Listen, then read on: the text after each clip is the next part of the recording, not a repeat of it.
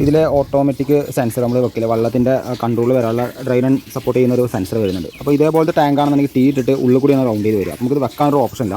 അപ്പോൾ ഇവിടെ എന്താ വെച്ചാൽ ഇവിടെ വെക്കുക. ചില സമയങ്ങളിൽ എന്താ വെച്ചാൽ വെള്ളം കറക്റ്റായിട്ട് ആ സെൻസറിൽ ക്യാച്ച് പിടിക്കില്ല. അപ്പോൾ ചിലപ്പോൾ മോട്ടർ ചിലപ്പോൾ ഓഫ് ആവും.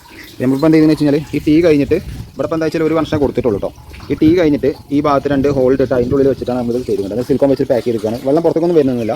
അപ്പോൾ കറക്റ്റായിട്ട് ഇവിടെ നിന്ന് വരുന്ന സമയത്ത് ചെറിയ തോതിലാണ് അടിക്കുമ്പോൾ കറക്റ്റ് ക്യാച്ച് ആവും. അപ്പോൾ നമുക്ക് മോട്ടർ ഓൺ ആവും കേട്ടോ. അല്ലെങ്കിൽ ഈ സെൻസർ മറ്റേ അവിടെ വെച്ച് കഴിഞ്ഞാൽ പറ്റായികയല്ല. പക്ഷേ എന്താ വെച്ചാൽ അവിടെ നിന്ന് ചിലപ്പോൾ വെള്ളം നമുക്ക് കെട്ടിയിട്ട് വെക്കുമ്പോൾ ചിലപ്പോൾ ഊരിപ്പോരാനും ചാൻസ് ഉണ്ട്. പിന്നെ അവിടെ വെള്ളം അത്രയ്ക്ക് കുറച്ച് ചെറിയ തോതിലുള്ള വെള്ളം വരുന്നുള്ളൂ. ഇത് നല്ല തട്ടിയാലാണ് കറക്റ്റായിട്ട് വർക്ക് ചെയ്യുള്ളൂ. അപ്പോൾ ഇങ്ങനെയുള്ള സമയങ്ങളിൽ നമുക്കിത് ഹോൾ അടിച്ചിട്ട് ചെയ്യാം കേട്ടോ. അപ്പോൾ അതിൻ്റെ ഉള്ളിൽ വെള്ളം പാസ് ചെയ്യുകയും ചെയ്യും. ഇത് നേരെ വന്നിട്ട് നേരെ താഴ്ഭാഗത്ത് കറങ്ങും ചെയ്യും കേട്ടോ. ഇതിന് 2 സെൻസറുകൾ താഴ്ഭാഗത്ത് വരുന്നുണ്ട്.